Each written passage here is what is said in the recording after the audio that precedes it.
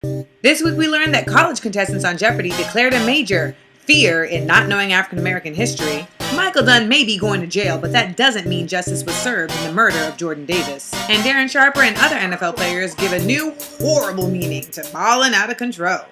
Things I learned this week, yeah. This week we learned that the contestants on the college edition of Jeopardy were kind of scared to venture into the African American history category. And I mean, I can't imagine why. It's not like being black in America has been that bad. Speak on it. Preach. This is the Jeopardy College Championship. Tiffany from the University of Florida, you're in control of the board. Go-getters! Alex, Black History, African American History for 200. In August 2013, bells rang out across the nation to mark the 50th anniversary of his I Have a Dream speech. Who is Martin Luther King Jr.? Correct! That was easy. Alright, Alex, African American History for 400. Should Assata Shakur still be on the most wanted list, although wrongfully convicted? Yeah, try that one. See what it's like. What is no? Correct! African American History for 600, Alex. Should Denzel Washington have won an Oscar for playing Malcolm X instead of Al Pacino in Scent of a Woman? For real. Let's see what you got. What is yes? Correct! Okay. Alright, African American History for 800, Alex. Is the black community still affected by the ramifications of slavery? For real though. What is I don't know. Will we accept that? Yes, you're correct. Because they don't teach that in schools. For real. True. Okay. Alright, African American History for 1,000, Alex. Boy, you hit the daily double. Okay, alright, I'll wager everything. All right, well, here's your question. Can you say nigga? All right, white girl. Can I say nigger? No. I know it! No! Correct! Congratulations, Tiffany. In light of Georgia now offering the Confederate flag as a license plate, in addition to your earnings, you'll be taking home your very own Black Power license plate. I love black people! I mean African Americans. So first off, let's be clear, this is not a laughing matter, but it's one that we have to discuss because this show is about the blackness. And this Jordan Davis verdict is just insanity. I mean, for several reasons. But let's just start and run down the line. First of all, I'm actually with Don Lemon when he said, I think there needs to be a mind your business law that goes along with the stand your ground law. how the hell does this man get out of his car, come approach this vehicle, and then end up firing shots and it's considered stand your ground? No, you was off your ground and all my shit and now we have a problem. It feels like Florida has become just the sinkhole of all that's whack. And you know what's even whacker than that?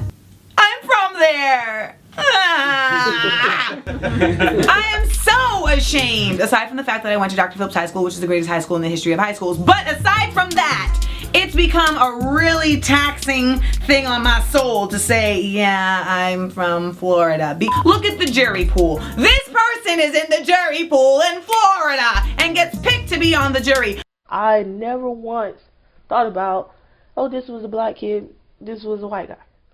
Because that wasn't the case. This person is dressed as Wiz Khalifa and had the nerve to be sitting in the jury for a case of such magnitude. And you know what? When it comes to this jury thing, I don't know if anybody else was asking this question, but how the hell are they choosing who's on these juries? And why can you be on a jury if we haven't confirmed that your IQ is above a single digit? Preach. Preach.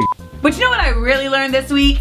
how sad it was to see some of my fellow black folk be satisfied with the fact that Dunn was going to jail and not be mortified with the fact that he wasn't convicted of killing Jordan Davis. He was convicted for not killing the other 3 boys in the car.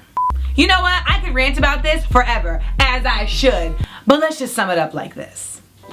Hey, black people, my people, in order for us to get our just due, we've got to fight for all that's due, as Brandy says. Almost as a cow. Stop settling.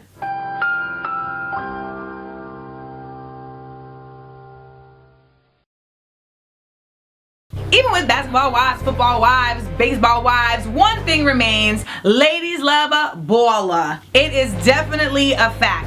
Even though there are always stories about ballers balling out of control. For instance, Ray Rice heads down to Atlantic City with his lady and then gets caught on video dragging her unconscious body out of an elevator. Cops say he beat her up in the elevator. That's not love, Ray Rice. Then we have Mr. Aaron Hernandez, who has his girlfriend and her eyebrows. Have you seen her eyebrows? They're major.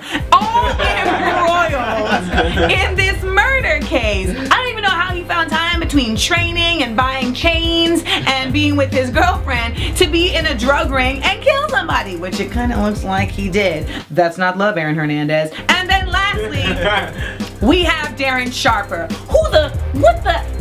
Let's just address that this man is fine as hell, which adds insult to injury, and also says you didn't need to drug these ladies to get in their panties. You could have just put on some R. Kelly and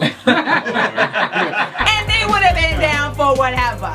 But even with all of this, you know there is some chick in Miami right now saying, I gotta get me a baller. And for you, we have the perfect website. Big houses, big cars, and even bigger yachts. The life of a baller with big money. Mira, I'm trying to live a lavish life. Okay, I gotta be with somebody on another level, like a baller. Claro. At getmeaballer.net, get connected to the love and life you're looking for. I like to make love to your mom. I like to make drinks. That's why they call me Sir Mixologist. I like long walks and killing people. Getmeaballer.net, where the love and the life you want are waiting for you. Become a member today, and possibly a victim. Yay!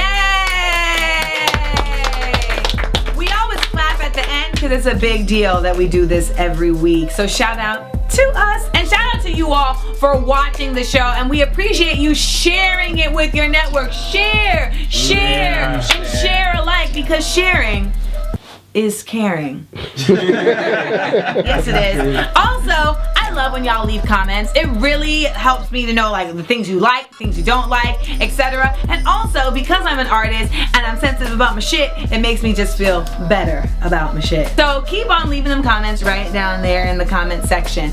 Also, want to urge you to, of course, follow us on YouTube. Tell a friend to follow us on YouTube. And want to encourage all of you all to buy your tickets to the Liza Dye Benefit Comedy Show at the Stand on March 5th, hosted by yours truly, featuring Wyatt Cenac, Hannibal Buress, and Pete Lee. And it's of course all for a good cause, to help pay the medical bills of my homegirl Liza Dye, the comedian who fell in the subway tracks in New York City and is now fighting to keep her leg and keep her humor. So you all know what to do. Be good, buy a ticket. Even if you can't come, it's still for a good cause. Last but not least, want to send a shout out to Morgan State University for having me come and speak on things I learned this week as an innovative, inspiring black media show. So proud to come to your school and talk about it, and I would love to come to other schools to speak on this great show that we put together every week. You know what to do. Keep it right here, and see y'all soon. Fair East Side, by the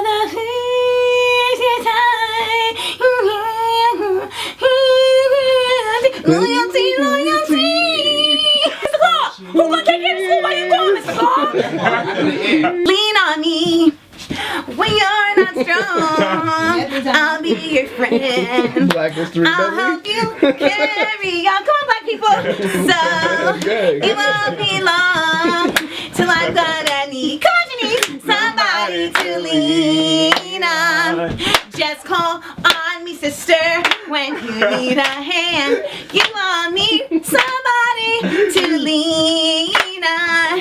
You just might have a problem that I understand. We all need somebody to lean on. Lean on me. Lean on me. That's like soulful at the end, right? Lean on me. Right? Lean on me. Right? Right? Oh, goodness.